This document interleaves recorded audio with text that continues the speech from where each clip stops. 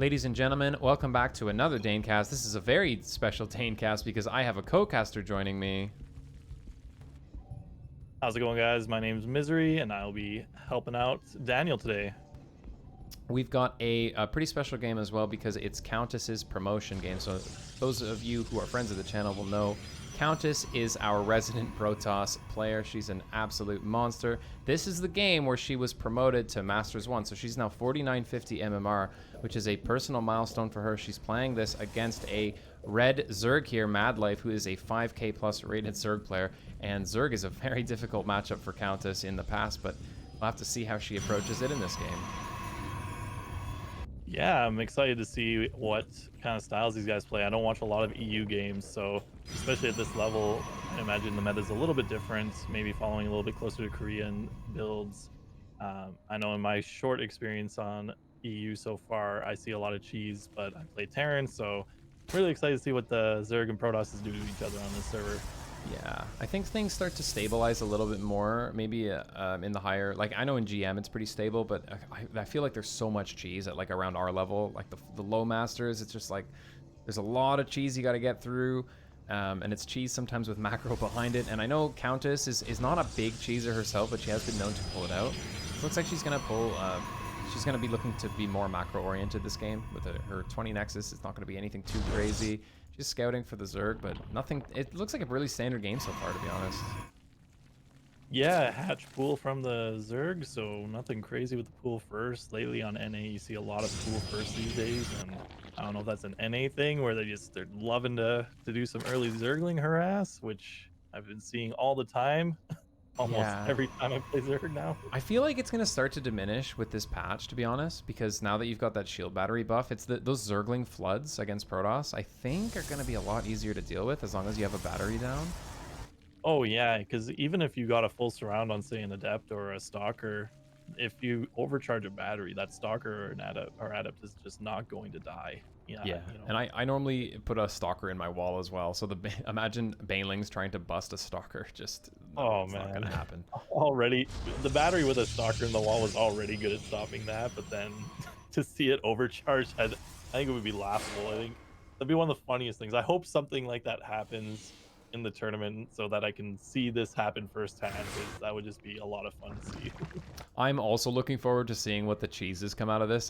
It's funny, they were talking about it on the Pylon show. They're like, it's going to be very difficult, but someone's going to figure out how to cheese. And I was looking in the All Things Protoss Discord, and there was a huge discussion going on of like, has anyone figured out how to cheese with this yet? It's like classic Protosses. Everything that comes out, they need to find a way to abuse it and make Blizzard regret ever doing it and then have them revert it. Guys, can we just agree? This is a shout out to Protoss players out there. Guys, don't cheese with it for at least a month, okay? Just give it a break. Give it a break. Or if you do cheese, make it look bad. If somebody cannon rushes me and incorporates a Nexus into that cannon rush, I'm just gonna quit the game. I'm just gonna throw my monitor out into the street. They go straight up tournament hosts only. That's it. Dude, this it's all is the over. Thing. As someone who off races Terran at least once a week, I do empathize a little bit. Yeah. And well, on NA, there's like 4 players I hit regularly that always cannon rush every single time. And I haven't played any of them yet because I haven't played a game this season. But if I see any of them build a Nexus against me and with their cannon void ray shenanigans, I'm just gonna leave the game and I'm never gonna play again.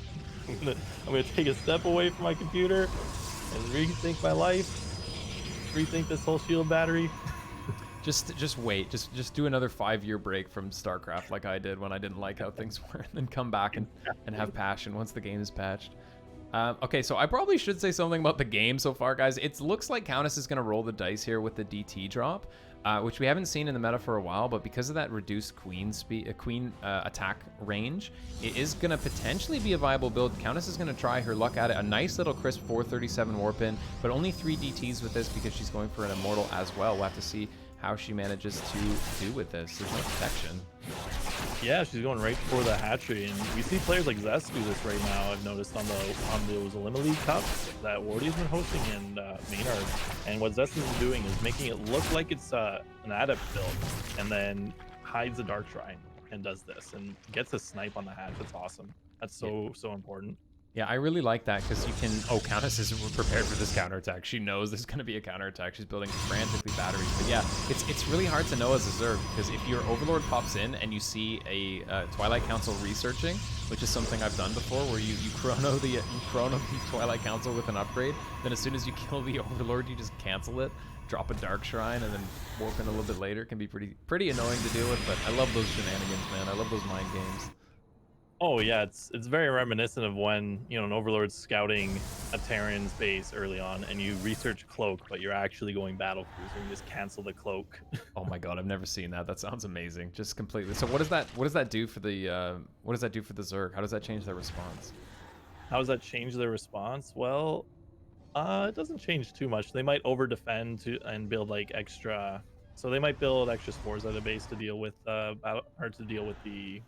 Banshee, and then when the battle cruiser comes across, they just it's a lot harder for a spore to deal with the battle cruiser than it is for it to deal with the Banshee, right? Right. So they're more likely to just leave a spore there.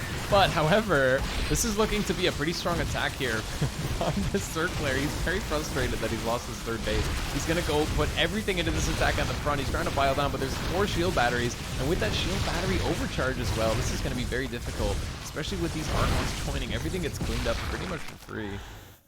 Yeah, he tried to snipe the Robo, but doesn't quite get it. It's just sitting there at red HP. That's very close, and I didn't even see the overcharge go down. Just Countess just mopping up that attack. Yeah, Countess with a good decision making here, with a really good read on what the Zerg was going to do, realized how all in he was because there was not really a lot of drones there, and I don't know, she just has that sixth sense. She just realizes how all in he was, just defends on 2 bases. There's no third for Countess at this stage. She is just now dropping it down, but with that really convincing hold, I think she's going to be more than happy with the game state at this point. Absolutely. When you have all these power units, like the DTs didn't die, so now she's got 2 Archons. The Immortals didn't die. There's 4 Immortals on the map. There's some Sentries. There's more Immortals coming out of the Robo. More Gateways coming down. The timing push is gonna be insane, and the Warp Prism's still alive. So with this Phoenix Scout, gonna find there's no static defense. There's some units at home, but as long as Warp Prism's alive and harassing, she can just keep building her units up at home, and she has such a strong army at home, and it's going to be very strong later on for the push. Yeah, and you mentioned all of the upgrades, all the power units that the Protoss has. You know who doesn't have upgrades or power units? The Zerg player. He put so much resources. This is why we call it an all-in, and why it's so bad to not have that all-in do any damage, because there's no upgrades, there's no investment into the long term. There is a layer, but that's about it. So mostly Roaches, not even any Ravagers here with a lot of Lings. Gonna try and do damage here. Let's see how he manages. Yeah, with a few Sentries and Immortals, this is gonna do nothing. I don't think. I think this is a situation where MadLife sees it, just has to back up, take a fourth, and maybe do something. But there's some harassment going on in the main base of MadLife. He's actually gonna lose the layer to some DT harass and just go for the attack. He's gonna get the Robo, and now the action engagement happening here with Immortals backing up for the shield battery, hitting all the Lings. Now the Roach is trying to jump on. They will snipe 1 Immortal. There's still 3 left, however, and 2 Archons behind them. They're going to do a lot of damage. And now Zealot's coming up from behind to sandwich them. Looks like this could be it. Oh, we finally see that shield battery overcharge, keeping everything alive, and it was looking pretty scary for a bit there, but with the Archon splash and the sandwich from the Zealots, everything gets cleaned up. The layer does get saved by the Zerg at the last second with the Overseer joining, but there's not a lot of workers for MadLife here, down to 41 workers from this harass. His army's gone, his upgrades are non-existent, and now that Countess has survived that last hurrah from him, I think Countess is feeling like she's going to be in a really nice spot. Yeah, that overcharge was insane. The Immortal was losing all of its shields, and then like in half a second, it got all of the shields back, and the battery was only missing maybe a third of its energy, and that is really cool. It's nice to see that, because you know you see these Ravager Ling, Baneling all-ins all the time from Zerg lately with or I guess before the patch, we saw them all the time, like snipe on the Warp Prism with the Ravagers, by the way. But now with that overcharge, I feel like it's gonna be very difficult for Zergs to do this type of an all-in going forward. They're gonna have to adapt the style, I think. Yeah, I think it really frustrated me personally when they would just YOLO all their Ravagers right in. They would just completely dive in, and there just wasn't really, there's a window where you can't really punish it. If they preemptively bile where the force fields are going to be, it's just really difficult. But now that you've got that extra tool, it's just going to be that bit of extra that was going to make the difference between you holding and not holding, and I really appreciate that. I mean, if Blizzard's listening, I do want to say, guys, it's not that good, you know. It's fine. It's not that great. Like, it's not overpowered or anything, so you don't have to change it. Just leave it, please. It's fine. Protoss is not overpowered. I think it's actually a very good state, because you know what? I was watching Jason play yesterday, and it's not that strong against Terran. Terran, because of their range, can actually target that battery down fairly quickly with Stim.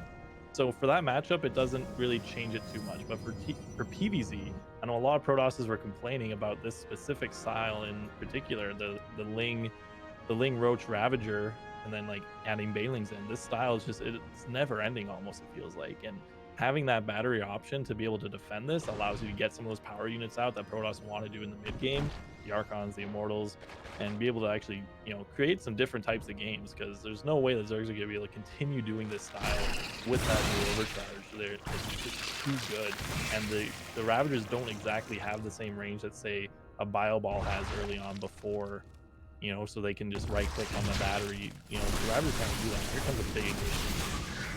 Yeah, it's going to be a little bit of posturing here from the Zerg player, just dropping down the biles, but I just don't see him committing into this choke point against this much AoE damage. He doesn't have a lot of workers, he doesn't have a lot of upgrades. He's just hoping to get this crucial engagement, but the Storms are going to push him back, and now the Archons are getting absolutely everything melted. This is looking very convincing for Countess.